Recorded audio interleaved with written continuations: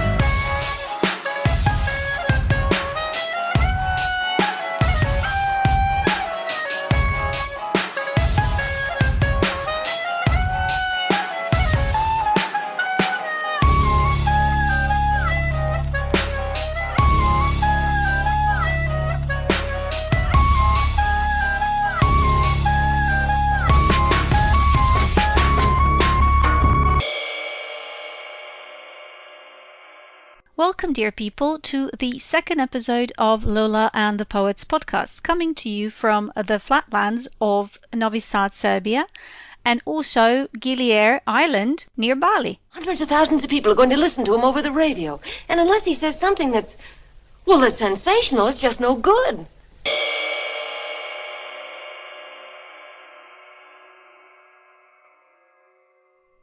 This is the first of hopefully a long series of talks for Lola and the Poets podcast, and that's probably the most exciting one for me because it's with my cousin Milica, and she is a super extraordinary person that was always super extraordinary from when I first knew of her, which was quite early because we're cousins, and she is a world traveler. So I'm going to say hello, Milica.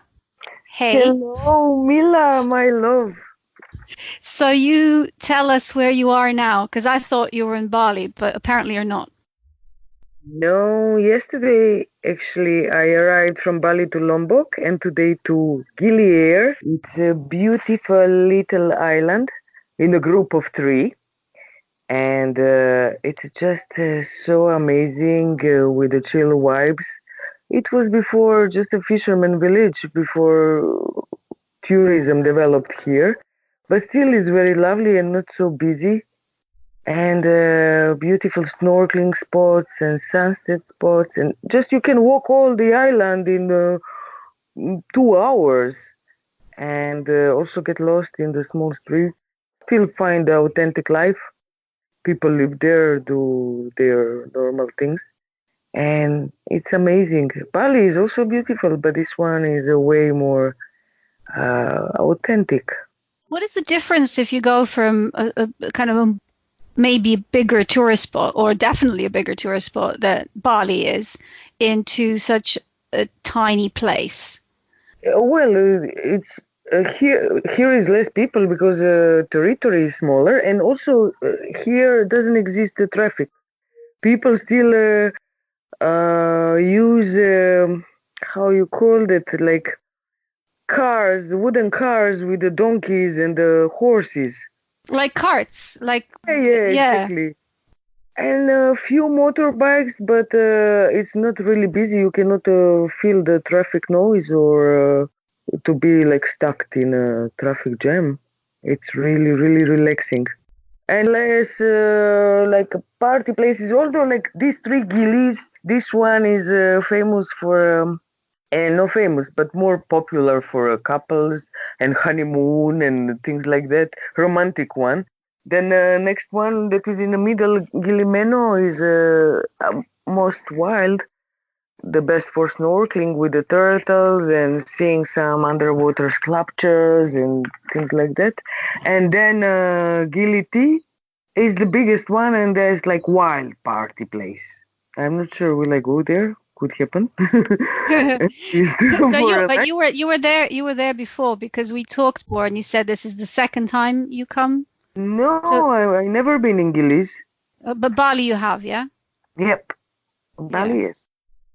So that kind of brings us neatly to, or rather not, maybe not that neatly, to the beginning, because I think that's somehow in Southeast Asia is where you started your travels. Exactly. I started in Thailand, in Yeah, Bangkok. yeah. And I've been in north of Thailand, what was like my first encounter with the jungle, and I totally fell in love. Although the jungle is not so serious like the other jungles I seen later, but it really amazed me.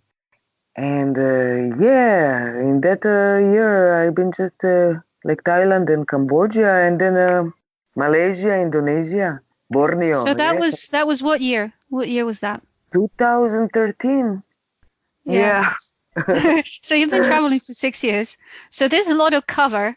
I hope we're going to have more talks like that because there's so much to cover, and I think you have a lot to say.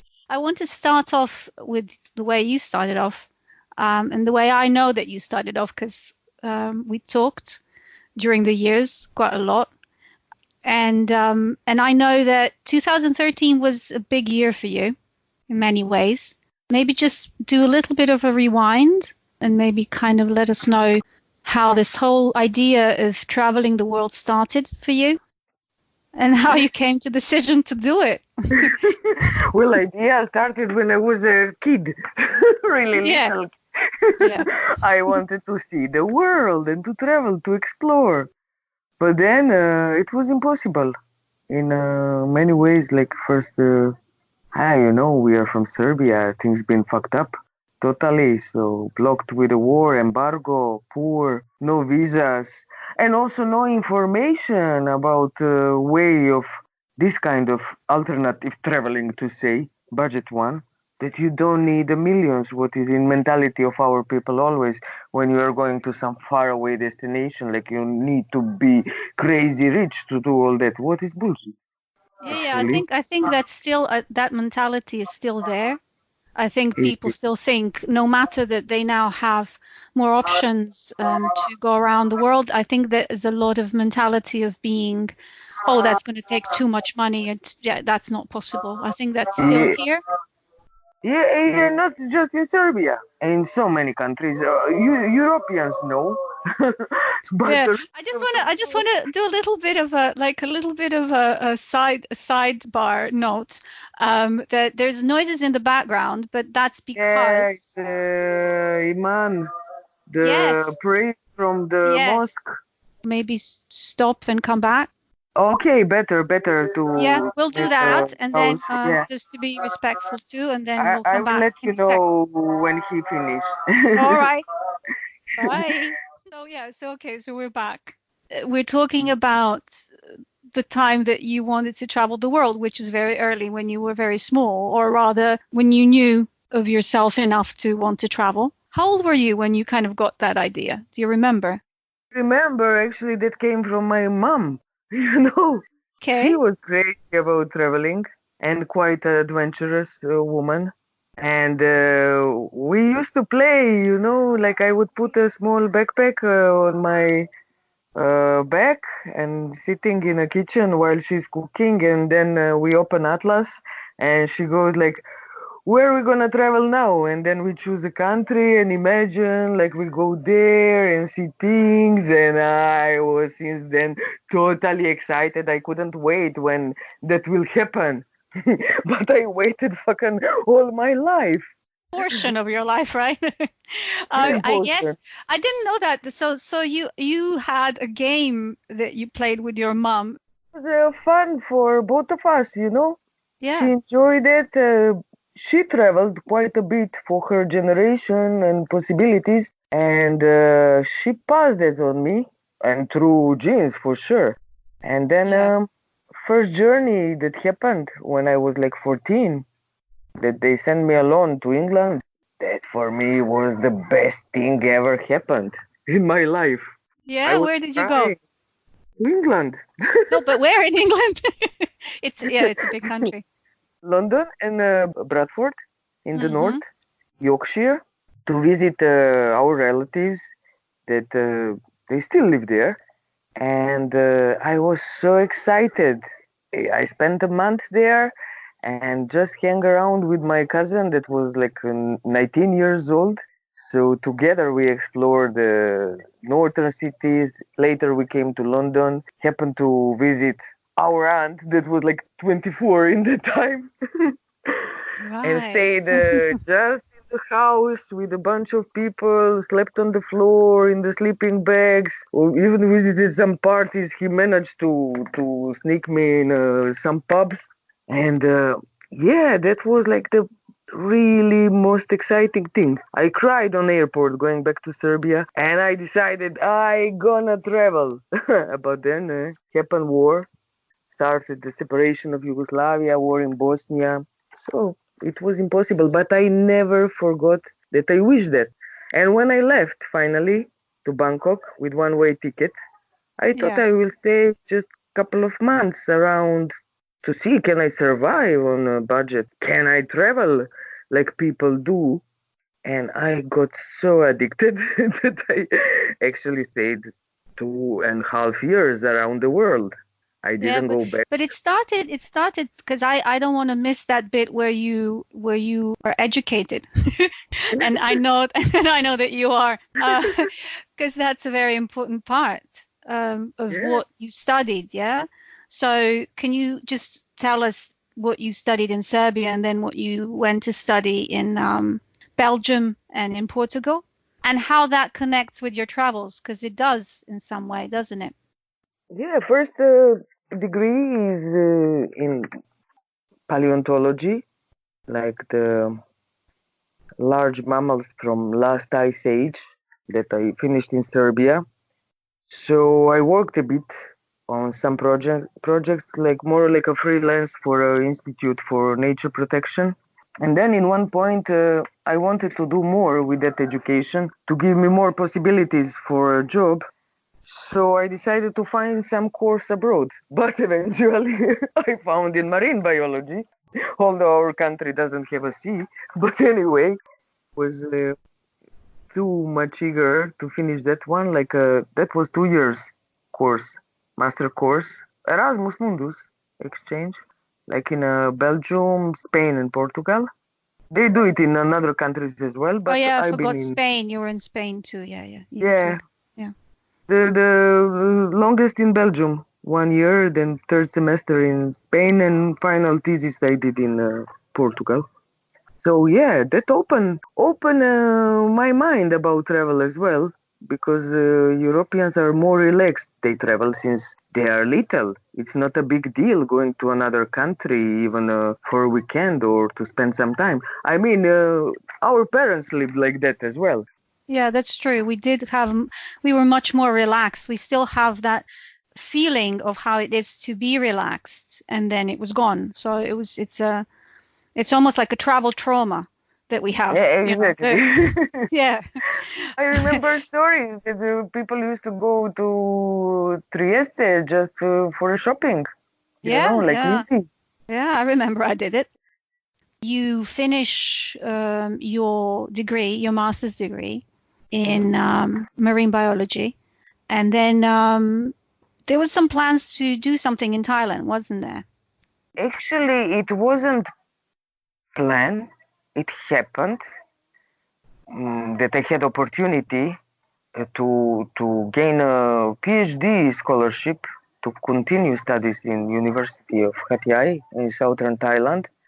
But by that time, I already realized that I don't want to spend more of my life in this academic Mm.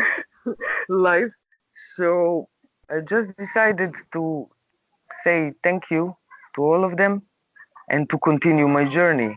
Even though I was insecure, I didn't have enough money, I didn't know how everything will go, but things fall exactly where they had to. So I managed to continue for so long, going from Southeast Asia to Nepal, India, Africa, South America, all the way. It was also because that was the time as well, because that's something that we need to touch on. And that is also the time that you lost both your mom and dad in a very short period of time, isn't it? 2008. It was actually it was 2008. In 2009, I gained a scholarship for marine biology. Yeah. Returned to Serbia 2011. Spent some time there. Hmm. Sold garage. Tried to Yeah, get yeah, like a real yeah. job. Spend a lot of money for that. But I had in my mind like when money comes to almost to the end, I gonna buy one-way ticket and I gonna go. I gonna try this what I wanted all my life. I was scared. I didn't know how it will work, of course. But then it worked perfectly. But I didn't give up. That's the thing. With the troubles, with everything. But it's the thing that I loved it. That's, when I started, I was like, I belong to this life. No doubt. No doubt. So nothing was difficult for me. All the troubles that all of us passed and my personal troubles, hey, it was piece of cake, all what I had to face on the way. So, It's curious because in my mind, your mother and dad died and then you started traveling, but that was not the case. It was the case that there was a period in between. It completely changed and switched into my own narrative about you, you know? yeah, but in a way, you are right.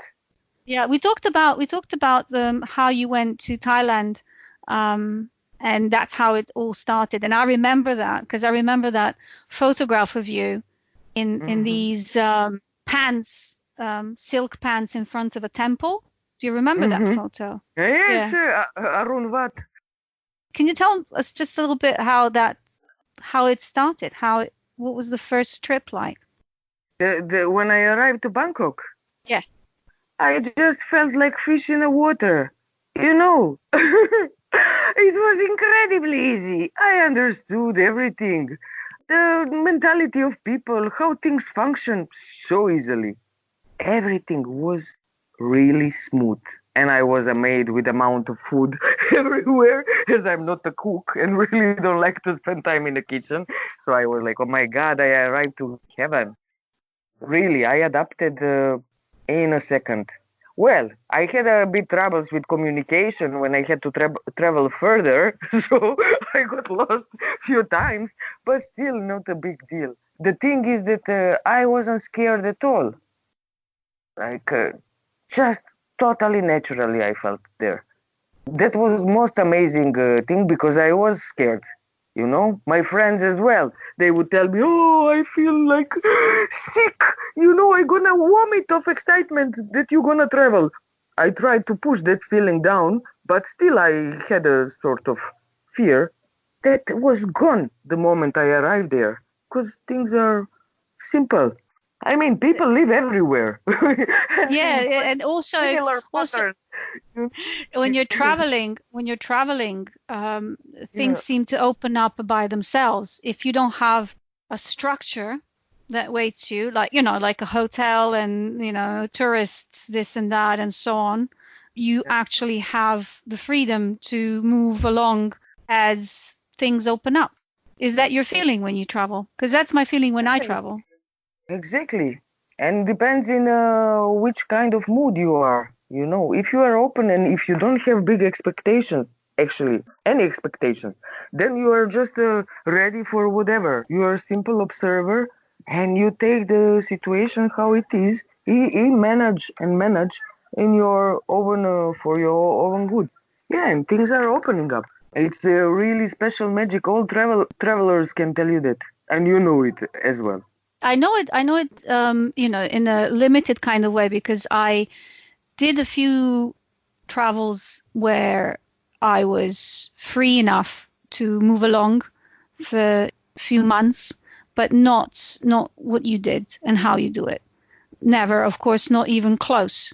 So, but I know that what for me when I travel, what I love about it, and I love traveling so much that I think that I only exist when I travel.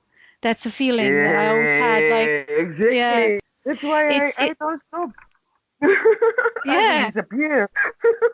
yeah, I mean, I do like stopping more than you do, but because I do like the sanctuary, the feeling of a little sanctuary from the winds and storms. And but if I stay long in a place, I get a feeling of being bound to that place rather than a sanctuary. So I guess that it's a family trait, the travel. We'll get to that. but it's also the feeling that I'm being fully in the moment when I'm moving from one place to another. And that's it's almost indescribable, like being all lit up from the inside. Suddenly all the pieces of me are there. There's not one piece that's missing. Yeah. It's necessary to be like that. You are awake. You are just awake in the present, because otherwise you cannot survive. I mean, everything is new. No sleeping. No being lost in a mind. You are just there, and you feel life at the fullest. I think two things that you said maybe is a good thing to repeat. For anybody that's listening, and that is that because you loved it, you loved to travel, things opened up and things worked because there was so much love for that. And the second is that it gets you out of your mind and into the present moment, because otherwise you can't survive. It's a necessity. It's not like it's a necessity to be present. You must be awake, from practical things. For practical things. But and then because you're awake for practical things, then it really helps to get everything else in as well. Then you can see everything else. Exactly. More clear. Your field of perception just gets more broad. Yes. And I guess also more precise in what needs to be done now and what can wait. Yeah.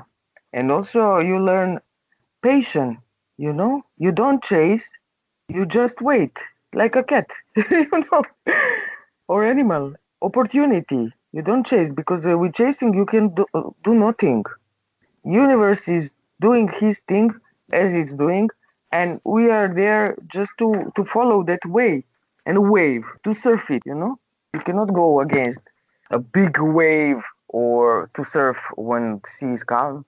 So you just take a situation how it is, but for that you must be present and to see things clearly, not with tripping, not what you really like wish and want right now. No, some humble and modesty need to exist in a face with all that magic that happens. That happens in each life on daily basis, but just people get too much stuck in the routine or in the daydreaming or whatever, so miss all the mystical moments. But it's a collaboration, really, between yourself and the universe and everything that is in the universe. It's you are open to collaborating, open to dialogue, open to connecting, open to dancing, and also open to yourself and all that is happening inside of you as well, because the macrocosm and the microcosm.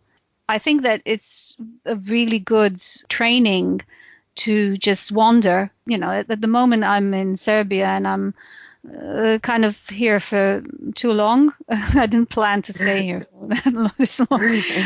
You also surf your way. It's my way, yeah. And this was a sanctuary for a period of time. And one of the reasons is this podcast, of course, and everything else. But it's also the lack of movement. It really is starting to wear on me. And the way I figure it out in a micro way, like very, very small steps, is that I go and wander around. I just walk and I don't have any plans. I just go. And then I have maybe a vague plan of what I want. And then I just go and just walk around.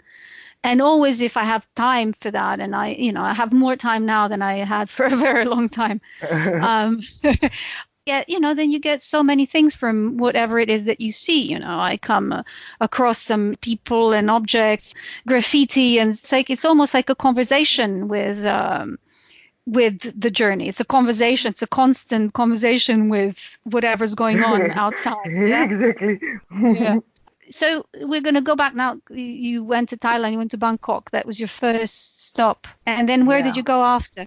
To the north. I started to volunteer in a jungle tribe, Karen tribe. It was several people there from different countries, states, Hong Kong, Malaysia, Italy. So we help the local guy with the everyday tasks what are not easy in a village. And it was amazing to experience how people still live in many parts of the world still.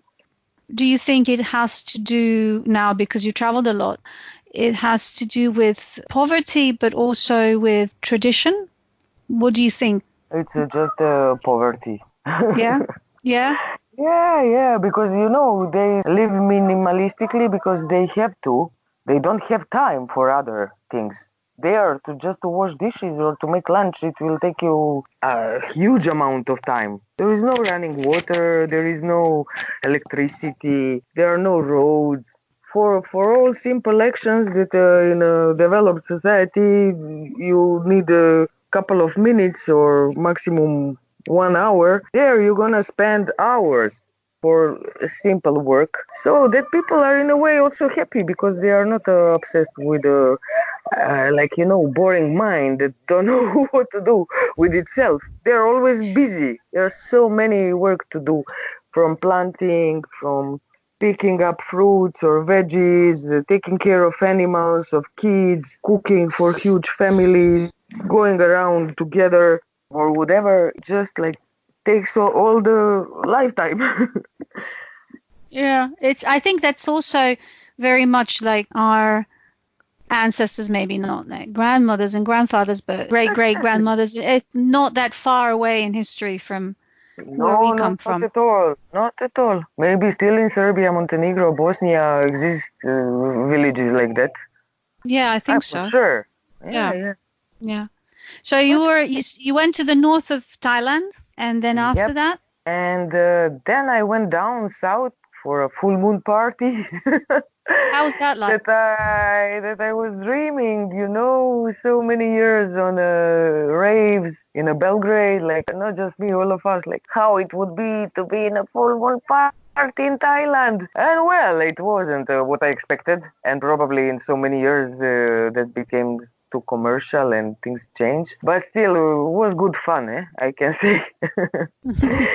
Beautiful to dance on the beach, in the sea, under full moon, with so many excited people. But yeah, I saw it. I wouldn't do again. It's not anymore thing that I really enjoy.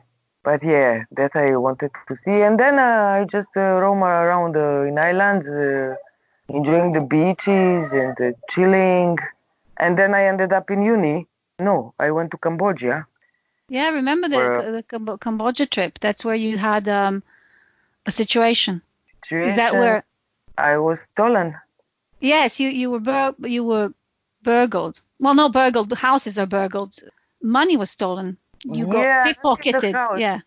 That actually was on the night bus in Thailand on the way to Cambodia. Yeah, but I was really, really disturbed because Yeah. everything until then was going smoothly and I totally relaxed. I forgot that shit can happen and that not all people are good. And that pretty much brought some unpleasant feeling to all my life and travel. But I managed to accept it as a part of what to do. Things like that happen if you are not present or aware. You're gonna pay it. But still, it didn't stop me or didn't make some bigger troubles. Just made me aware also of that side. Yeah, it was a kind of like a little correction. I mean, if it's not a horrific thing that happens to us, like if when it's really bad, but if it's a very unpleasant thing, I would see it more of like a correction from the universe or whoever's watching or whoever's taking care. Not the bad Yeah. ones, the ones that guard you, or just yourself sometimes to get more real about Yeah. where you are and what you're doing. Yeah. And that was Cambodia. So you went to Vietnam then as well, didn't you? Or not? No. In that journey from Cambodia, I went back to Thailand Right. for that uni to do a project there for 2 months with that offer, as I mentioned, to stay for the next 3 years. You went around the planet how many times? Oh, well, I never made a full circle.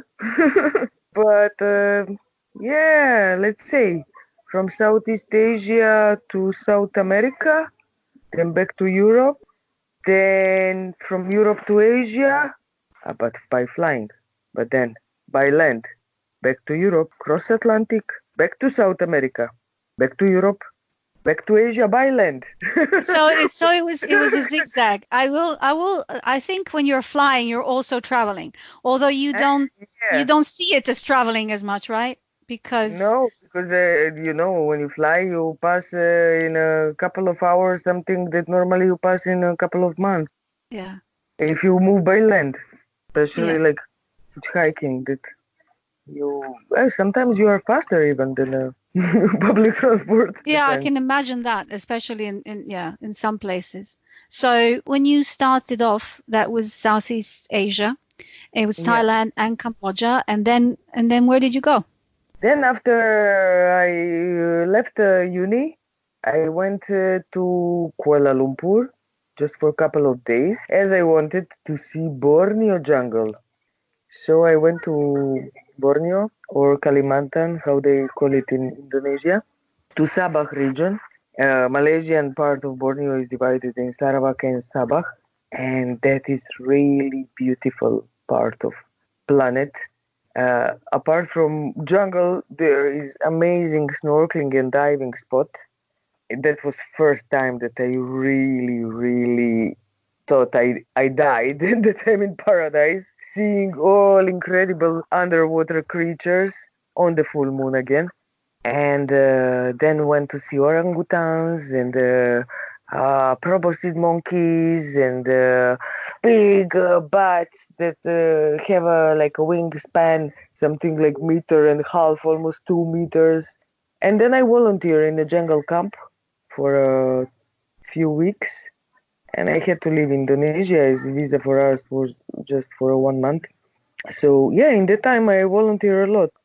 I remember that you taught some kids. At least I remember those photos, which were wonderful. You teaching Yeah, some yeah. kids English. It was actually I didn't teach them. I just exercised with them.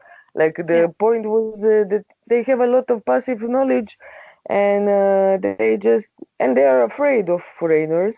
Sometimes happen they all scream when they saw me. That was in Indonesia. Was that after Or that? After after you? Yeah. Java, yeah. But in this jungle camp, I just help around for whatever had to be and help with like night tours.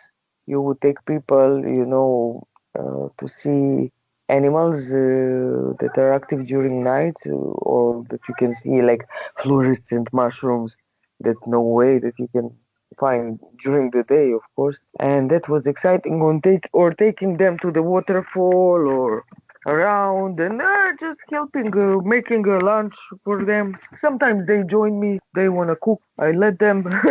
It was pleasure. And yeah, it was fun. And also sleeping in a jungle, that was after jungle in Thailand, one that is more serious, more deep, more rich, but still nothing comparing to Amazon, yeah. And poor Yeah. Borneo jungle, they cut it really quickly, destroying for palm palm trees to make palm oil, and orangutans on the first place, and all other animals that are really in big trouble. So that's that. I remember even then, 6 years ago, when I flew with a small plane, it didn't go much high, so I could see from uh, above. It was endless plantages of palm oil trees. It was really horrible, and that's spreading more and more. So yeah, that jungle is the oldest in the world, and unfortunately, really declines. So I don't know what's gonna happen. Have you been back to that place? No, no. I'm Yeah. scared to see, yeah, how that looks now. Yeah, in 6 years, Mm. I think they did a lot of deforestation. Yeah. And so because you were witness to that, and then you were also witness, I guess, to other things of that sort, of this exploitation that is really aggressive and rampant. What is your idea of any possibility of stopping that through activism? You met activists along the way. Yeah, well, not so many, but more like normal people who are angry because of what's going on.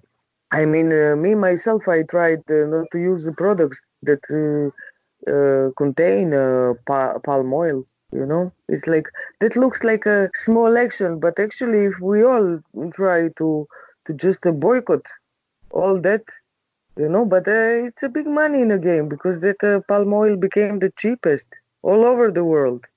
You Yeah, know. it's very true. And I think that it's a small action that everybody can do, but it's not that hard to figure out things that are put in what we eat and what we use that really wreak havoc somewhere else, and then just not Yeah, use them. Yeah, I think everybody can do that. It's like a very small thing that can become a very big thing because they don't make money on certain products. They'll move on to something else. yeah. When you do the volunteering, because when you travel, you do these, you stop at places and you volunteer in places. Is that something that travels do generally, like travelers like yourself? Is that part of way of life, or is it more what you chose to do? It's a more practical reason because you don't have money, you know. Yes. Yeah, yeah, yeah, I get that. So when That's what I. you It's a combination of, yeah, because combination, you get because, to sleep and you get some food. exactly, and you work as a help, like 4 or 5 hours depends. Shouldn't be more. Shouldn't be more than 25 hours a week. And usually they are good projects, and it's a general feeling of like community. You don't have a boss. No one is really commanding you. You all together try to make things done in the best way and most friendly atmosphere. And most of those places been like that.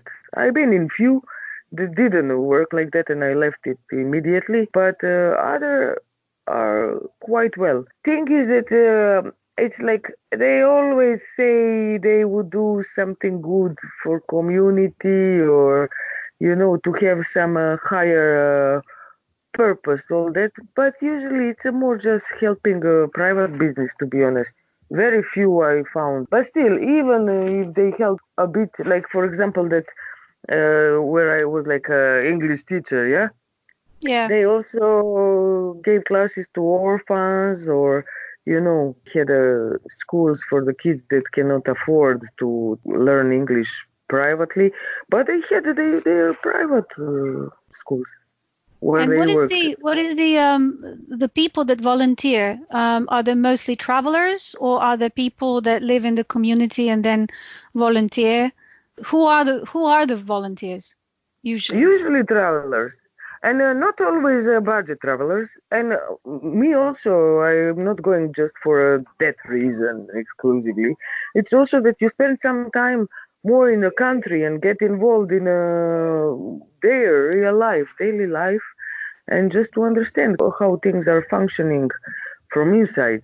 Yeah, because you see, I mean, and you participate in a daily life, and that's awesome. And usually those places are in beautiful places. Yeah, I mean in the nature. Well, Yes. I would The pick up setup is, the yeah, the one. setup. Yeah, Yes. setup I You pick would up. select yourself. You would select yourself a Exactly. beautiful place. Yeah. By nature and of course by work. Yeah, I prefer something with the nature or something artistic like decoration or improving environment or making. I also learned to make many things from natural materials, you know, in different countries, and that's really cool. So When did you start making photographs? I mean, because you do quite a lot of photographs, but at some point that started to become a part of your income. Because we want yeah, to, yes, we want to also encourage people to go to these websites that I'm going to put in the show notes mm. and help you continue your travels by buying your photographs. So, Awesome. so, Thank so yeah, because I mean, you know, you've been to so many places where people don't really generally go for tourist reasons. They, you know, you as you said, it's places that are off the track you. of the Yeah. tourist track, and your photographs are amazingly beautiful, and you've really have a great archive of moments that are not very often found in photographs of that ilk.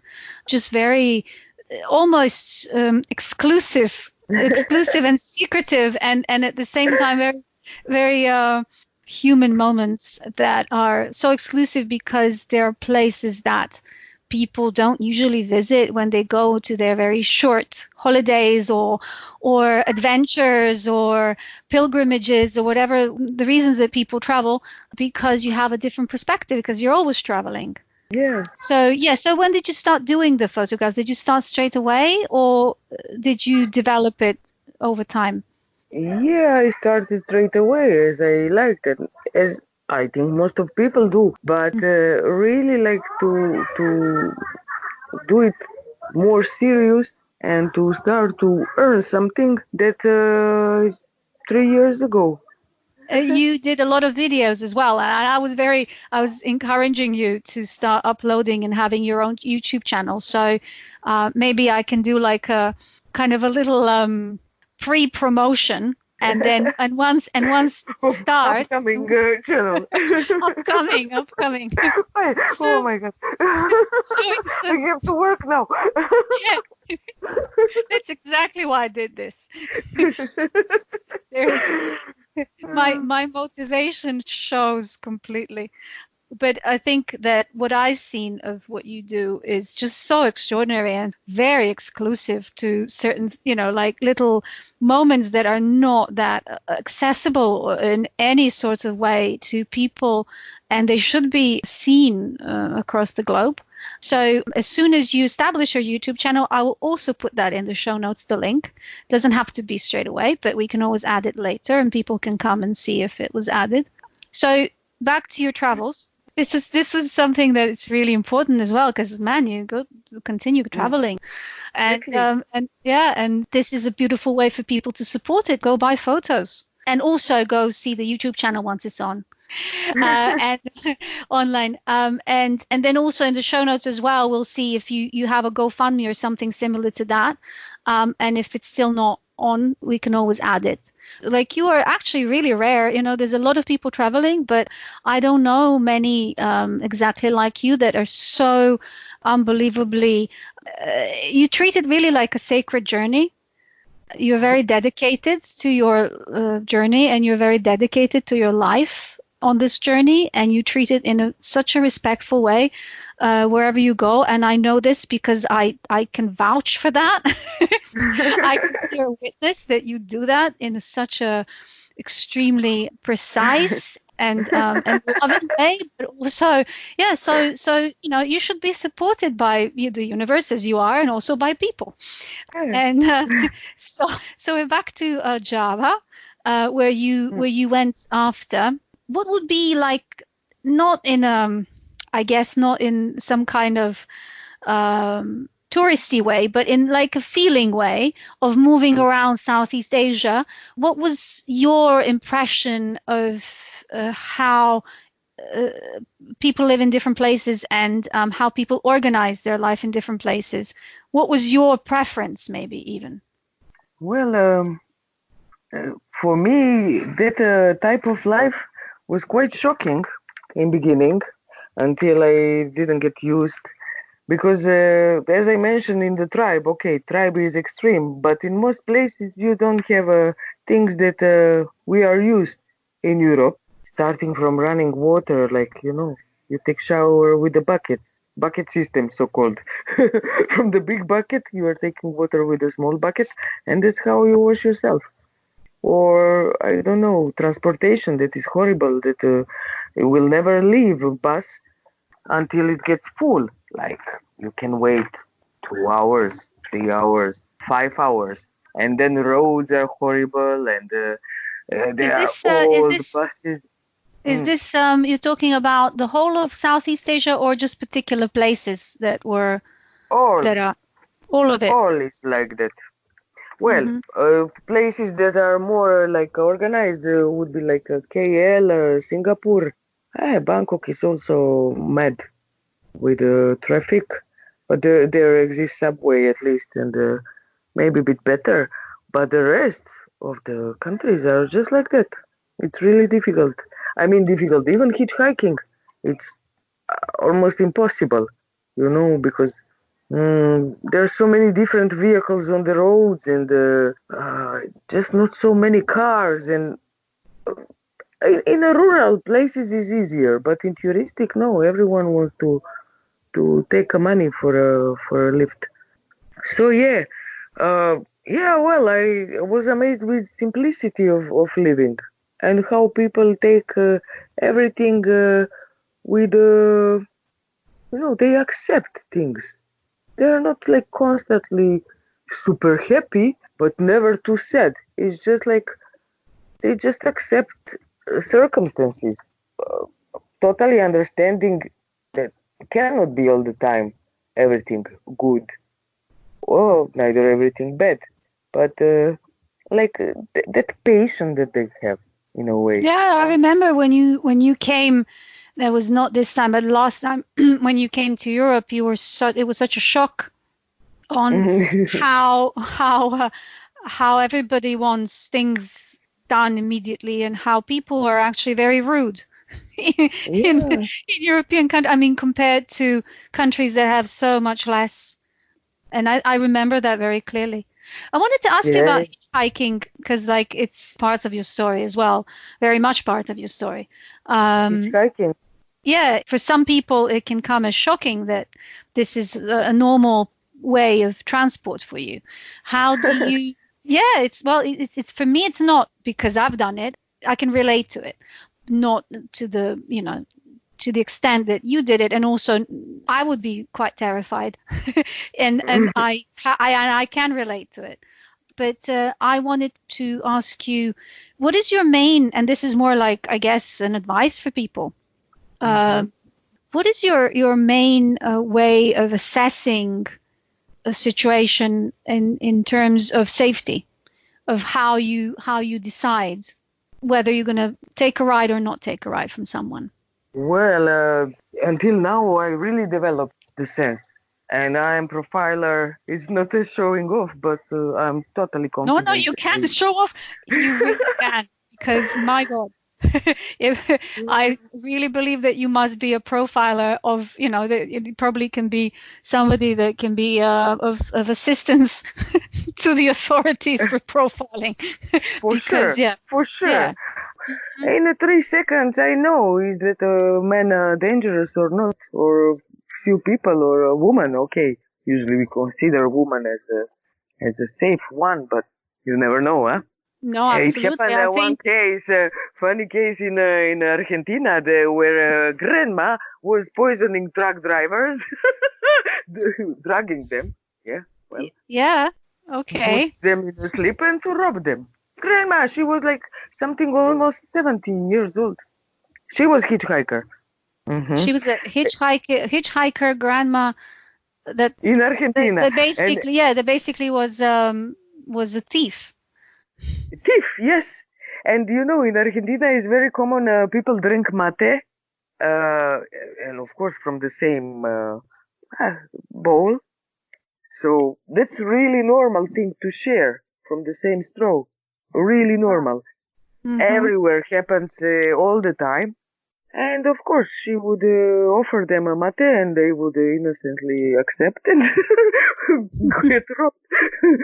So you never know, So how would you profile grandma? Grandma is smart. No, how would you profile the smart grandma? Well, or rather the pathologically clever grandma. Crazy grandma, we don't know what is her life that made her to do that. Well, at least she didn't kill no one. And I would be surprised to see grandma on the road. I would be suspicious, of course, what she's doing and where she's going. And also a sense, just energetically, you feel people. You feel if it's something wrong with them, or if they are aggressive, or if they are crazy or maniacal. I can feel. I do since always, and now I developed it's on the top. Sometimes even if it's more people and somebody coming even 10, 15 meters from me, I can sense, I absolutely believe that. And also, you said that from always. And when did you first figure out that you have it? Mm, very early. Exactly when and which moment it was, I'm not sure. But I always could feel people, you know. I could feel if they lie, if they are nervous, if they are sad. Maybe that's something what people call empath, no? I guess also, because I know you, it's also empathic, but it's also slightly psychic. There's also this element. Yeah, because you pick up information that's not only emotional. Mm-hmm. Do you think at the beginning that it was more of a burden than something that you went, oh, look, I can do this. Wow, Now, even now, even now, that can be burden, Yeah.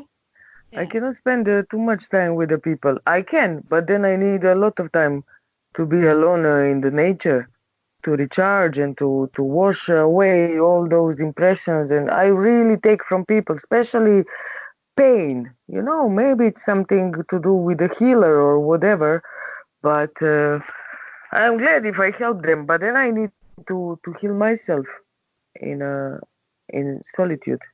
So that's, I guess, a common path for people that have this ability.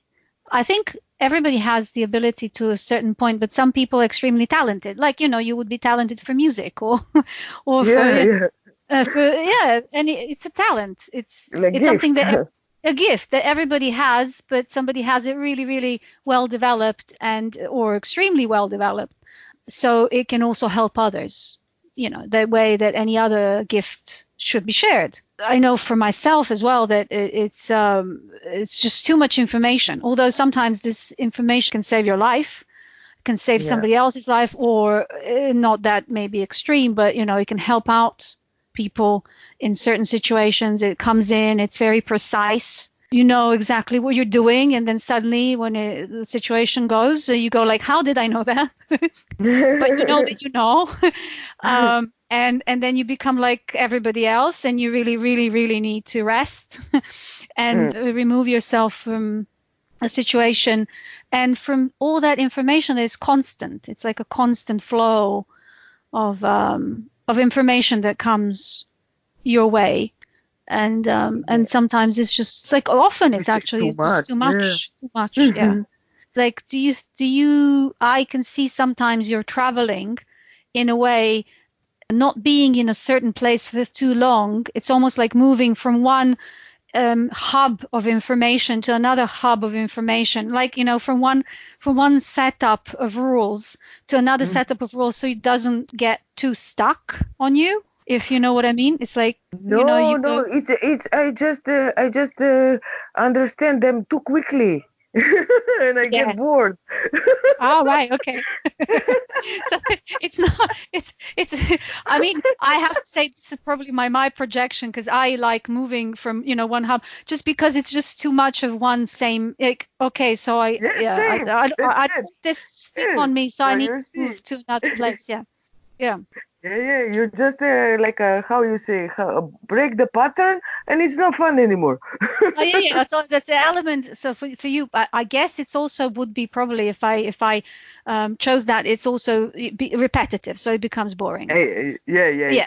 Of course, if a place is special or you meet some people that you are really get along, or there are some other reasons, sure you stay. And but other than that, I like this challenging of mind. What we were talking in beginning, to be awake. That's the Yeah. thing. Because once when you started after to move like a zombie, slowly getting to the robot stage and missing all the fun. So I need this flashing for myself. I enjoy them. When you move from one set of circumstances to another set of circumstances, you get refreshed. It's almost Yeah, like a recharge, exactly. everything, all the old information goes, and then something it's clear for something new to And learn. to be honest, it's adrenaline. Yeah, That it I'm is. Yeah. totally Yeah. addicted to. No, I can, yeah, I mean, everybody listening must, be aware, of course, that a person that does what you do needs to be somebody that's super fit and very strong and also very interested in the adrenaline rush, because otherwise, why would you do it, It doesn't. So, speaking of adrenaline rush, we can now rush towards Africa because I think that's where you went next, right? Yeah, yeah. Well, Did you no, go? no. No, is it? I've been. Well, in Indonesia, I also been in the Komodo Islands and Sulawesi. Before I went to Java, I explored a bit, not Mm-hmm. too much. That's why I decided to return this time because this is amazing country, amazing bunch of islands with the beautiful beaches. What I just saw today, it was like, man, just like a 55 kilometers motorbike ride to the port, and I was like melting in heaven.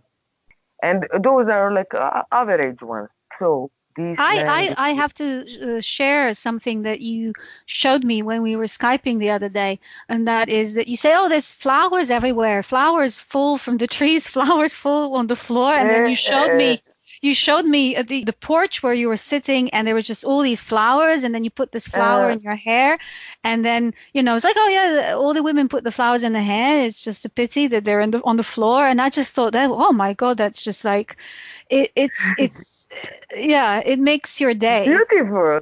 No, Yeah, and yeah. yeah, and how often would you do that in Europe? Well, maybe when you're walking in Europe, you can put like a dandelion in your hair or something. So when you went from Southeast Asia, you didn't go to Africa first, or No, did I you? went to Nepal and India. Ah, yes, yes, yes, of course. When you went to Nepal, you also did some volunteering, as I remember, I that you did told me. in two places. One was a coffee farm, and I also did a trekking to Annapurna Base Camp. First trekking in Himalaya, and I did it alone, without guide, without porter, as I was advised from the guys that I met in hostel. I was scared. I was like, "You are crazy. You are telling me I can do it alone." And they convinced me. Two different people, not connected with each other, telling me same story. And then I was okay. For me, always was enough. If one person can do something, so it's doable. I'm gonna do it, and I did it. Yeah, it's a good Yeah, because you have like a previous model of success in adventure. enough Yeah, yeah, one, and then I had a two. So okay, I do it. yeah. Yeah, then yeah, coffee farm and yeah, something happened to me in Himalaya. I really fell in love with the world. It's a different way of life. Yeah, with all that simplicity. Because somewhere on these previous journeys, I missed a bit of luxury that we have back in Yes. Europe. And things been sometimes hard and annoyed me. But there, I don't know what happened and why and how. Maybe power of Himalaya. I just accepted it with a full heart, and that actually was the thing that made me ready for India. If I wasn't like that, probably I would be the one who is in hate with India. But with that deep change, I just could see the country how it is, despite all the rubbish and chaos and madness that is there. I could see the core.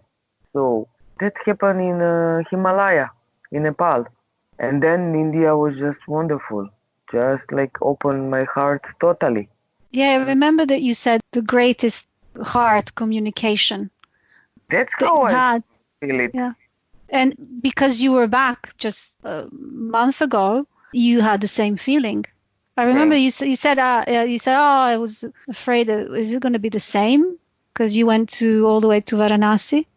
Yeah, yeah. No, for Varanasi is special. It's connected with death. That's Yes, yeah. another type feeling within India, and it was same.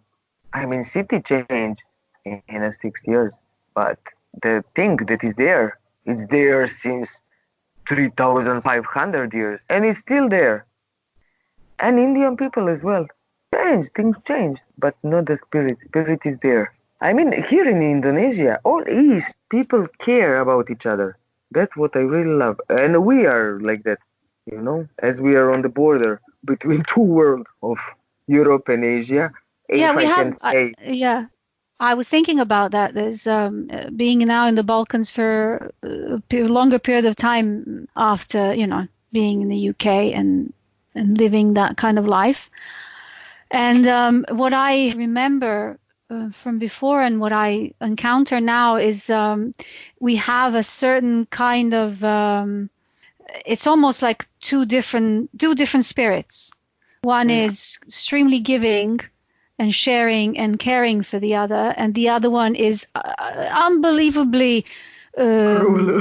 cruel. Yeah, there's no other word. And it's almost like it's this mixture that gets mixed up in a strange cocktail of that can be either drank as a remedy or a complete poison. But it's a personal impression of a place. Of course, it's not like a scientific method in generalizing. It's just, but that's what we have, because that's important, I guess, to say when we are talking like this, that both of us have, and people that I will talk to in this podcast are people that have these energetic impressions of places and people and situations. And that we're like soul impressionists, I guess, in the sense that, because I know when you travel and I get messages from you or photographs from you, like when you were in Varanasi and that was my birthday. Yeah, it was something for me. It was like, you are my family and also my soul family, not just my biological family, but also you are somebody that's there, like you are a transmitter. So whatever I got, whatever was going on, whatever was going on there, you transmitted what I needed at that moment from that place. And it's so clear to me that it's not something that is my own fancy. It is such an essential, it's almost like feeling, listening to music or eating food or something. It's a sensation that's so clear that it doesn't go into the imagination. Imagination is very insular. There's a hermetic thing in the imagination, but it's a communication of what is happening in so many realms at the same time. And that is why I think that when we pick up these energetic impressions from when you travel and you talk about people, and when I talk about Balkans being a cocktail, it's important to stress to people that are listening that this is not like an anthropological research, but it's a soul impression that does transfer itself into this image of how you experience a place, and it does have a place in research somehow, because it's part of life. That's how we experience life, right? Yeah, totally. And it's the thing that you exactly can get that information. I told you that sometimes even if we don't talk through these technology devices for some time, I feel I still transfer to you. We transfer for each other. We dream of each other sometimes as well. Appear in each other's dreams in certain situations. We have a radar for each other. Yeah. When things need to be taken care of sometimes as well. So it's a great way of communicating, really, and I do recommend it to people. People to start developing. Yes. Because I think communicated like that. I also wonder, these tribal people, they don't talk much, what to talk. They don't have much topics. They don't think about global politics, climate change or whatever. But they are totally connected and they understand each other just with that simply telepathy, call it, or just one egregore that exists among them. Yes. That's very interesting choice of terminology. Doc. It's true. It's something. It's a being or created from the collective. I guess we have a family egregore.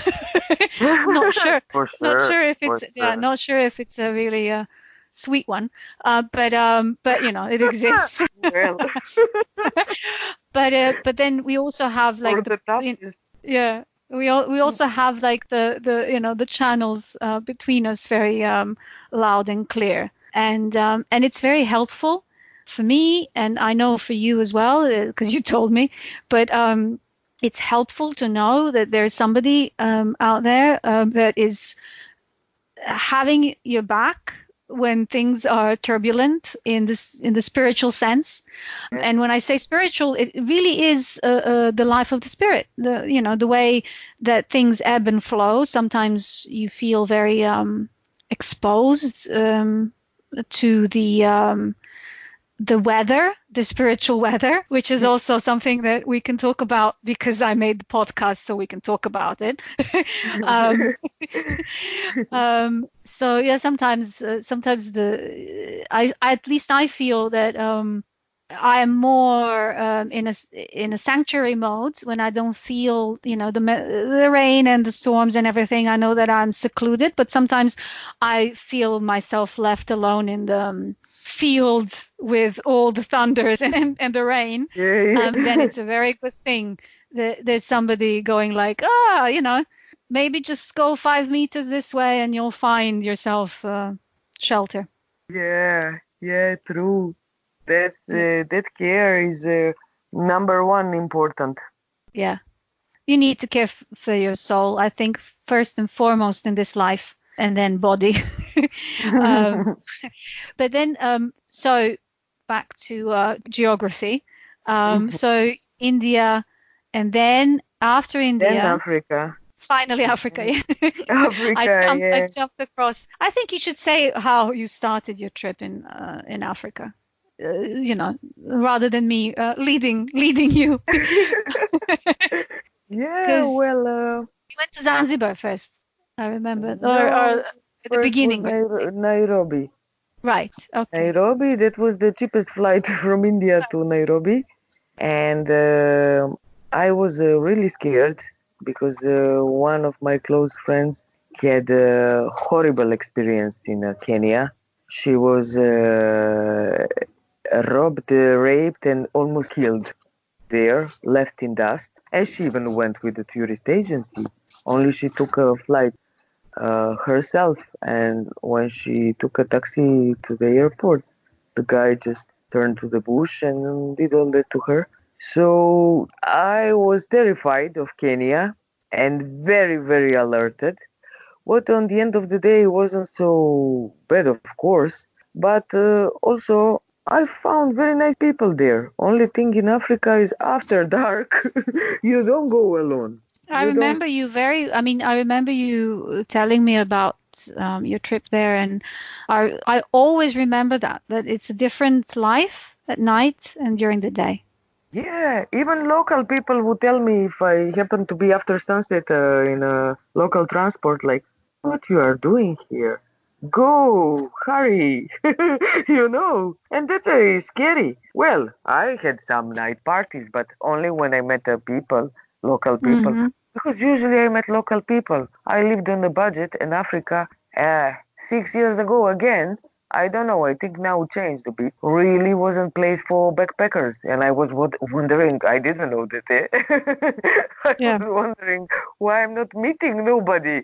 You know, because people don't go there, and also hostels and all like accommodation for foreigners been very expensive. I couldn't afford it, so I lived with the locals, and yeah, I made friends with them, and then I felt safe. Still, I met some, let's say, tourists, but they mostly been either like all-included tours with safari and, from aeroplane with the aircon car to the savannah to the hotel and back. So they never really experienced real life in Africa. Or there are people, missionaries or teachers. I met few travelers, but really, really nothing comparing what you see here in Southeast Asia. So Yes, yeah, it's a difference in travel because there's a difference in circumstances, and life can be much more brutal and every yeah, day. Yeah. Tough, very tough. Well, first thing I did was safari. Well, I made it in my own arrangement, and I had to do it because Africa and animals always been my dream. I spent all the money I struggled the next month, but it was worth it. And also, all the struggling made me totally get involved in their life. And now, from distance, I like it, but I remember that it was very hard for me.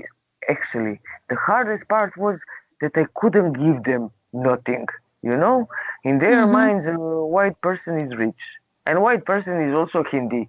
To be Really? clear. Okay. Yeah. Yeah, yeah, Okay. they're all white. So we are rich, and we have, and we know. And you know, I really didn't have. I gave as much as I could to the kids, some, I don't know, pencils or notebooks or small presents like that. But I was telling, I'm not going back to Africa without serious project where I will do something for these people because it's heartbreaking. India already is heartbreaking how poor it is, but Africa is like unbearably hard. Like you feel to cry all the time, and like what you do, you go to walk around, looking all that poverty. It just somehow didn't fit with Yeah, me, and it's almost not really moral to do it in a yeah, way. yeah, yeah, yeah, Yeah. yeah. Yeah. Without giving something back.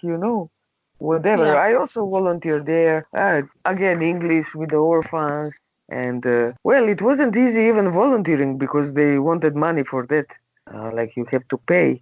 And Yes. in some countries, at least through that website that I used to use, didn't exist any. Wasn't easy for me at all, but really rewarding in knowledge, in understanding.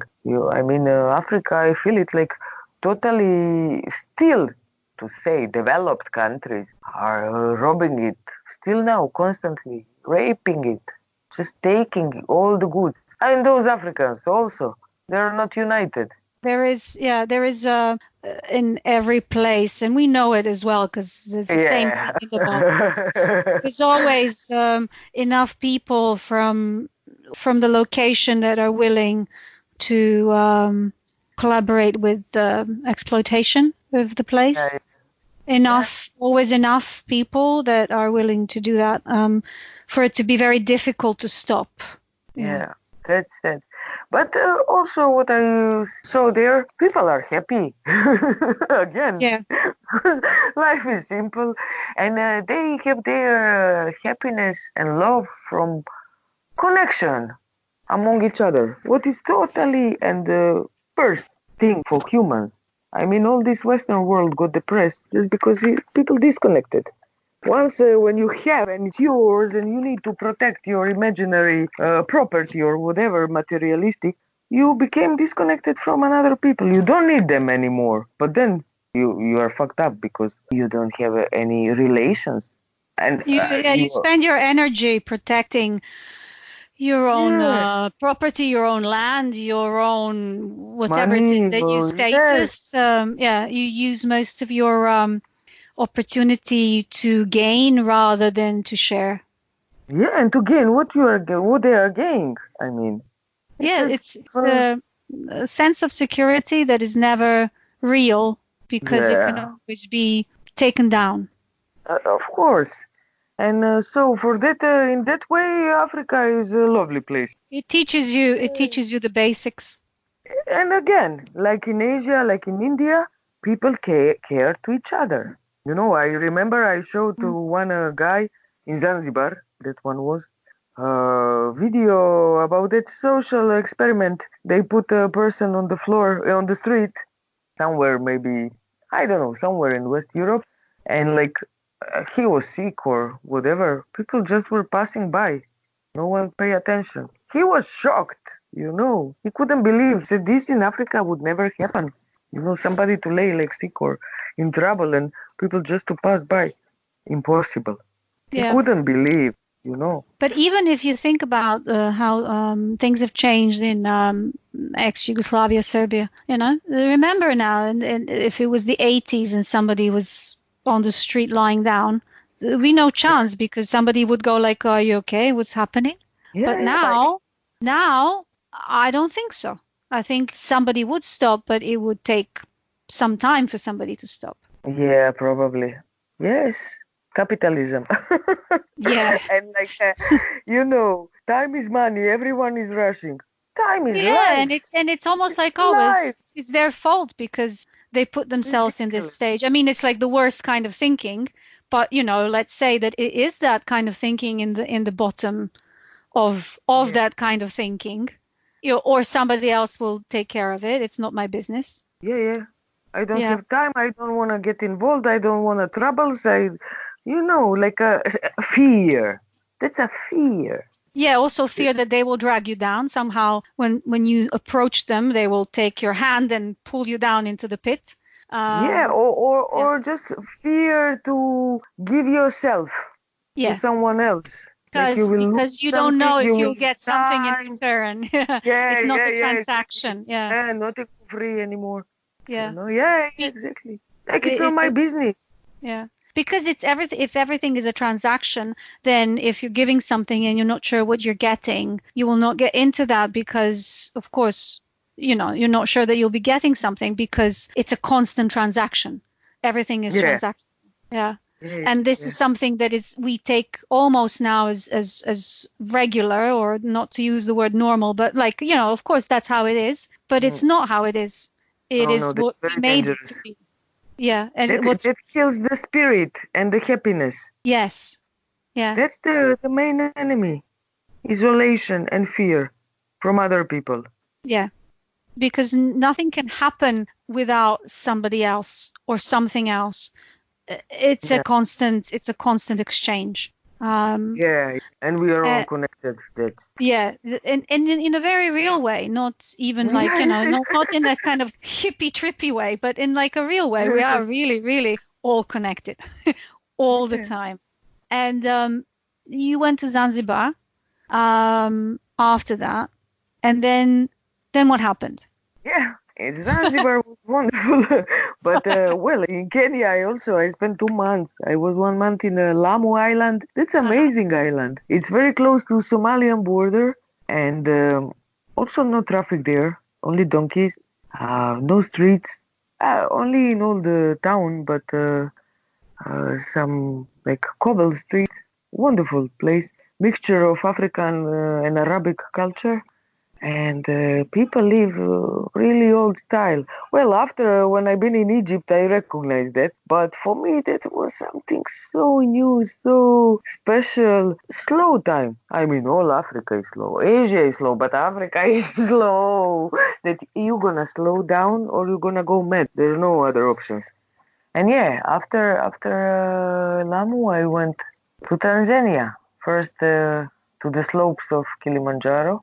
I didn't have $1,000 to pay to climb, and you Oh, really? couldn't Do do. you have to you have to pay to be able to climb? You have to pay. Yeah, it's like 5, 6, 7 days journey, and they don't allow you to go alone yourself, like in Himalaya. I want to mention something, and then you can talk about it or not. But I think it's an interesting thing for people listening. You got malaria, and then you had Yeah, to. that was Yeah, yeah, yeah. after. Was it after Yeah, Tanzania? I think I got it in Tanzania, and Okay. then it came to me in Zambia in Lusaka. Yeah, I started to feel feverish, and I thought that maybe I got cold because already winter was coming, and I spent time on the coast, 30 degrees, and all of a sudden in Lusaka during the night was 11, and I slept on the bus station waiting morning to go on the couch surfing. And I felt a fever like never before in my life. It really was like someone passed strong electricity through my body, but all body was shaking for some minutes, and then like everything is good. I was like weird, but okay. And then for a couple of days, I tried to treat it as a cold, but it didn't go away and became just worse and worse. Then my host and me decided that it's time to visit doctor. He suggests me private doctor, but I didn't have money for that. Then I asked his cook, African lady, like, where you go when you have malaria? She almost took my hand and lead me to the public doctor. where I got all necessary medicaments. And the man was like surprised. He said, "You have so strong organism with this amount of parasites. I wouldn't be able to walk." And I already started pretty much to fall down, really to I assume feel. it's a strange kind of compliment, but it really is. I mean, Yeah, but the thing was that I didn't treat myself, and I couldn't treat myself properly. And normally it heals really quickly with medicine. It's therapy is just 3 days, and I was good after a day and a half. And in all this period, I had to take care of myself. I had to cook food for myself, and yeah. it was hard. Hey, not impossible, but really unpleasant memory, and especially that side effects of the medicine. They didn't tell me that I used to take a lot of vitamins and syrups with minerals because that medicine takes everything out of your body. And then I started to feel some strange tingling and numbing of the body and like pain in the muscles, in the backbone and the neck. I had a feeling like, oh my God, I will paralyze or something very bad is going on. But then Hindu pharmacist told me that I just should pump myself with the vitamins. What I did for a month, I was better, but actually I fully recovered when I was back to the sea in the hot. What happened in Argentina in one point. Yeah. So this is the Few next months stop after the Himalaya, because later. I know where you went next. But I want to say that that's very kind of an important point to make for all people that want to travel, is that once things like that happen, you need to put yourself in a situation as much as you can to recover properly. So you after you got better, I think you very shortly after that left for South America. No, I've been in Namibia. I was 6 months in Africa totally. Wow. A Okay. long Yeah. time, yeah, yeah. Yeah. And because I bought a ticket planning to arrive in the summer in Argentina. And I know why, but you'll tell us. Because I just don't like cold. Yeah. That's one thing that I know and that we share as well. But also because you wanted to go to the south of Chile. Did I get Well, this? Did I remember that right? Because of the whales. yeah, I seen them, but I didn't need to go so far. Right. They're they're closer. It's still Patagonia, that's Argentina still, but I didn't go further than Puerto Madryn. And I seen whales in migration. It starts in October, actually late September, October, beginning of November, and just was wonderful. So you went to Argentina first. Yeah, and I changed my ticket because I finally couldn't stand and stay in Namibia longer. It's more expensive than other countries and no opportunity for volunteering. People helped me. I stayed with many couch surfers, became friends with some musicians, being here and there, even hitchhiked through Etosha National Park. But I was struggling, so I decided, despite the winter, I will go to Argentina. So I Hmm. arrived to Buenos Aires, and then again volunteered in Cordoba, and then actually went to see the whales in the south. Did I get it right that that was when you actually hitchhiked proper? Yeah, yeah. When I Yeah. decided that gonna be my way of travel, because yeah, I started it like you mentioned, GoFund, yeah, project. Hmm. Well, while I was in Cordoba. I remember that something was happening with that site. You have to do it No, again now, especially yeah, after this episode. We need to set up something for you. yeah, to change Um, that energy, yeah. No, actually, when I had malaria, that like something so bad started to happen. Project people started to give money. Everything was wonderful, like $400 in couple of days, and going more and more. And then all of a sudden, their system broke on that platform. Website, yeah. website. I got malaria and everything crashed. And even money that had to arrive to Argentina arrived half money because they have had, and still I'm not sure, so big inflation. So in the end came nothing. And I expected I will be rich next month to start my own project and to travel more relaxed. But then even troubles from Serbia, the state of Serbia took my small money from account because I didn't pay, not me, but some people staying at my flat didn't pay bills.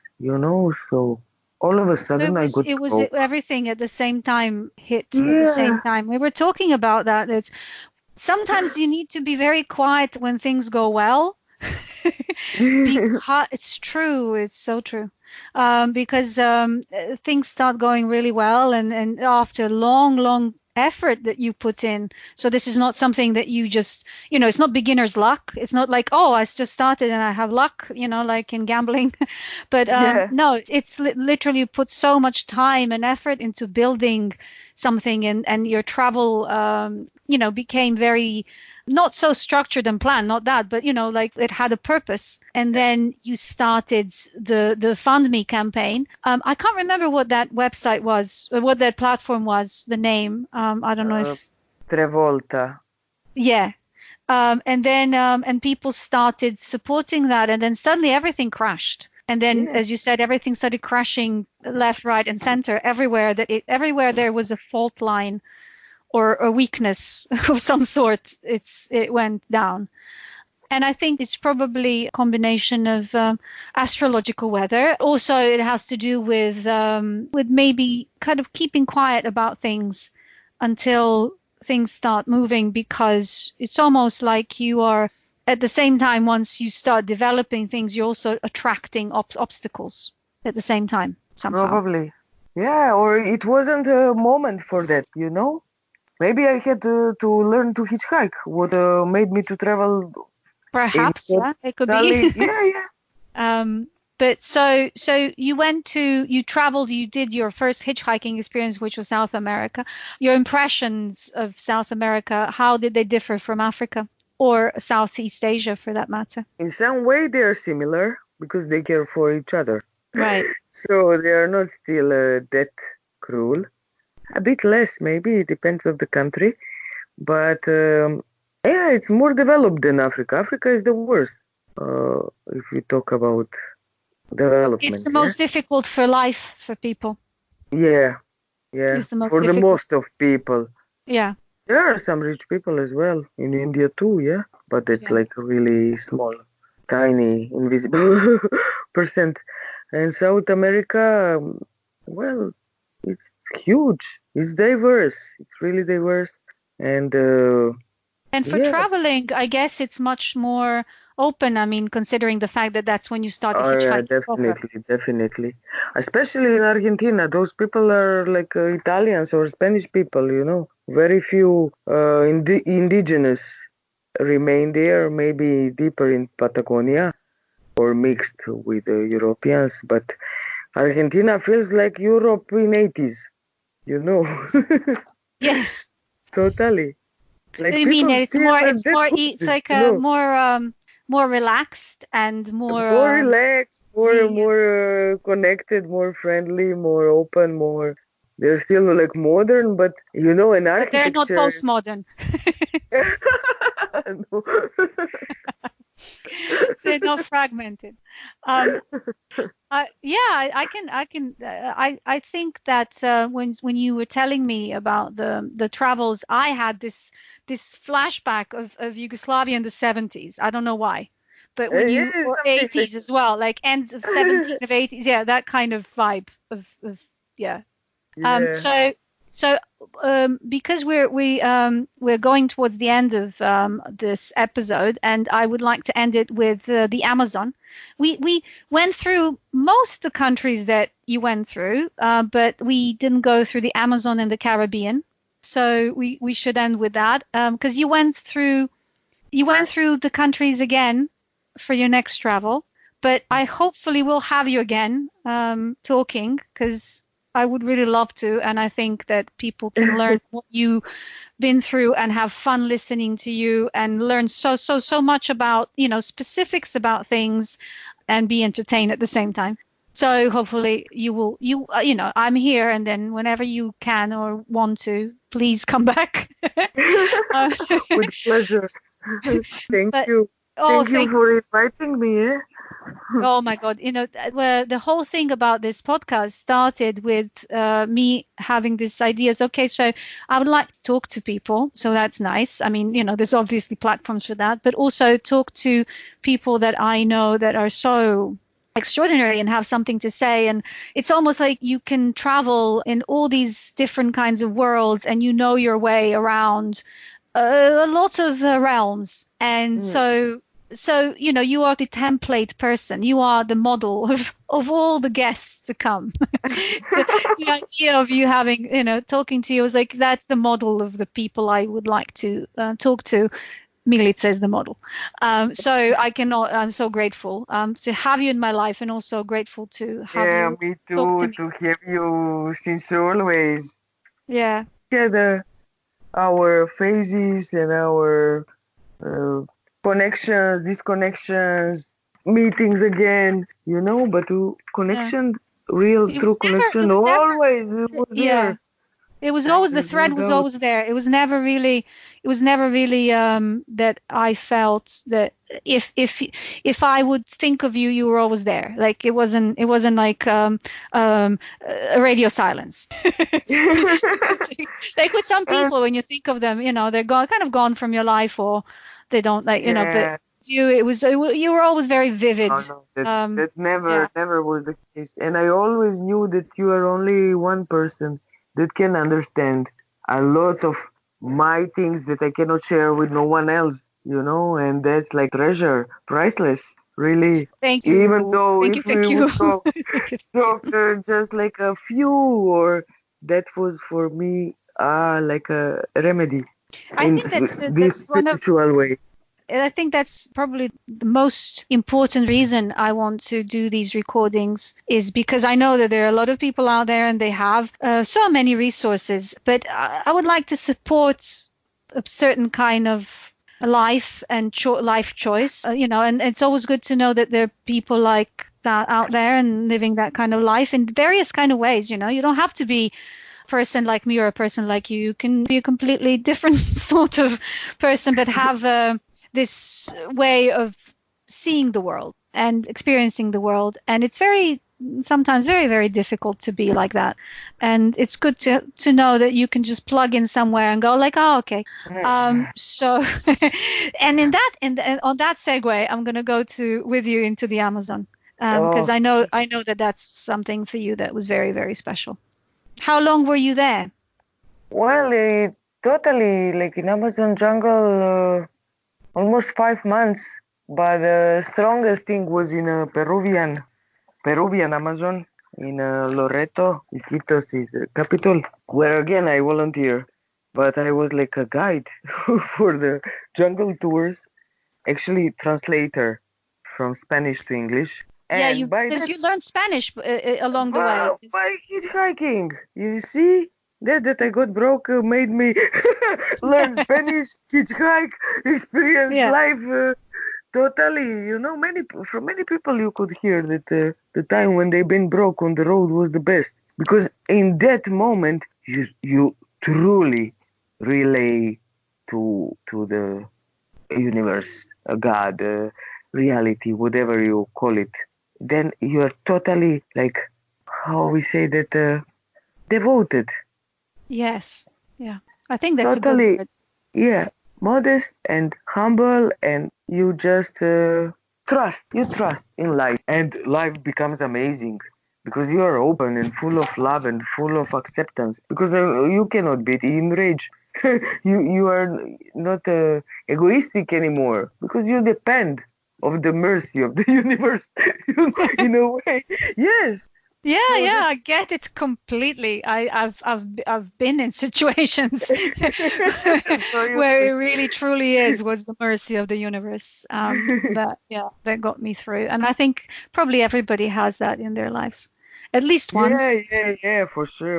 And it's it's good school. Yeah. That lesson is necessary and not to be forgotten. So anyway, I managed to become translator, and it was really beautiful adventure.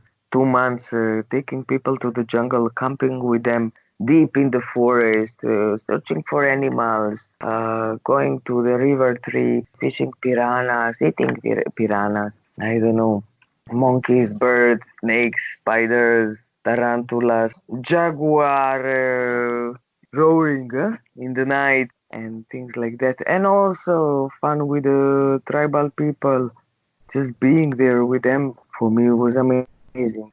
And of course, the world of spirits and Amazonian shamanism that sadly these days turned very commercial, but still nothing can kill the true spirit. Same like in Varanasi, that something exists. People are too weak affect that in any way. So you feel power of jungle just being there. You don't need a special drugs or natural tonics to make you high. Of course they help, but intensity of the jungle, it's there just like exists like it is. Pure life and pure death in the same time. It's a big fight. And everything is growing all the time and everything is dying, desiccating all the time. And that circle is fast and never ending. So rich. Everything is so rich in Amazon. So I I remember really love that. Yeah, I remember when you told me that left a really big impression.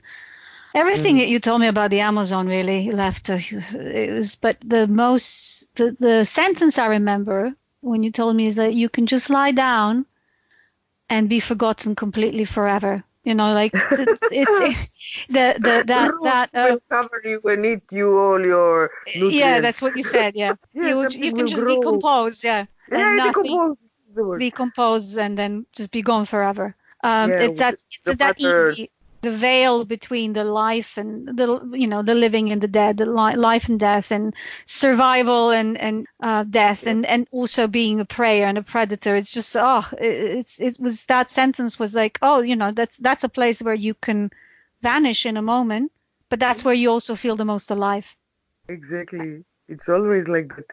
It's Yeah. really powerful and feels very isolated because to those places you can arrive only by plane or by boat. There are no roads.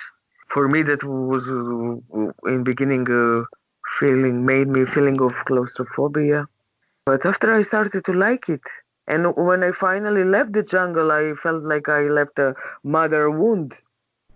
Just Hmm. like a few days ago, I met a girl, Iranian girl that lives in Australia 20 years, and she said that she was in Borneo jungle, loves jungle because you feel safe there. And I was like, yes, people are scared of jungle, but in jungle you actually feel safe. Strange, no? Yeah, I could, yeah, because of all the layers that exist, both in the three-dimensional world and then the others. What you just said, it's like being in a womb. Yeah, yeah, it's Yeah, something yeah, to do with Pachamama, with yeah, that female power there, yeah, yeah. because it's nature. You are Yeah, in it's pure also that nature. you mentioned you, and I can see it as well as very erotic at the same time because Oh, it totally. is a sexual energy. It is, yeah, yeah. It's Yeah, it's a something, constant reproduction. I mean, yeah, and yeah, fertility on the highest level. yeah. The And, feminine and aspect of God, I guess, the universe, the yeah, yeah. creative one. Yeah. Did you after the Amazon? Did you go straight up? Did you go to Mexico ever? I never asked you. See, I Oh can't no, then remember. I came to the coast by the river all the Uh-huh. way to Belém to Atlantic Ocean, and then I returned to Serbia. Ah, so the Caribbean wasn't in that part of the trip. No, that was next time. Ah, should we keep it for next time? Weekend. Yeah. And Okay. did you hear Gecko? Yeah. Yeah, I can hear gecko. By the way, I do know that I have a gecko ring. I got a gecko ring for my birthday from Ivana. Hey, Ivana hey, from wow. our sister. The moment you said that there's like a gecko out there, I thought, okay, we're on the right track. Yeah, totally. So we're going to close off now because it's a long. I think we have like 2 hours, and hopefully you people. need to cut a lot. No, there won't be anything cut. There will be just a little trimming, just to kind of keep the rhythm. But I think that people can start listening, and then they can go to lunch and start, and then continue. But then we'll keep the carrot, so we have like very easy next time, because we know exactly what we're going to talk about. That's the Caribbean, and then whatever next comes. Before Caribbean was all Mongolia, China, Of Siberia. Of course, we missed the whole Mongolia and China. Of course, my God, that was the next trip. That's how you came, and then you went back. Yeah, of course. From Asia to Europe and crossing the Atlantic. Caribbean, just a small, short love story. That's it. Now, folks, you know what is in the next episode. Exactly where Milica is going next. And then we'll have another 2 hours. I hope this is not too long for people. I mean, the podcasts that I like to listen to are all long ones. So I would like to make podcasts for people like me that like to listen to things for a long period of time, like a book or like a film. That's like that's basically how long films are, hour and a half to 2. So keep it within cinematic form. And I would like to thank you, and I would like to thank everybody that's listening now and forever, because I'll keep it up as long as I can online. We don't know how long the internet will last, but as long as the internet lasts, and I can keep it up, it will be up there. And you'll see in the show notes links to Milica's site's photographs, so you can buy photographs and help fund her for her future adventures, and keep on listening to her. And any other links, hopefully she will also, Milica will also put up the YouTube channel, which I think is long overdue. Honestly, it's really long overdue, because I think that, the videos and things that you've recorded should be seen as soon as possible. So hopefully that will be up as well. And then I'll just add things as we go along. And then next time, we'll see when next time will be, but again, hopefully not too long. We can have the other 2 hours in the can, and then I can put it on air a little bit later, so we don't have to wait. But it's not live, although it feels like it's live, but it's not. It's alive. We are alive. So thank you, and I love you. And I love you too, and thank you that I had this honor that I'm the first person in this podcast, and that you chose the honor me is all mine. as a special one. Oh, yeah. The honor is all glad.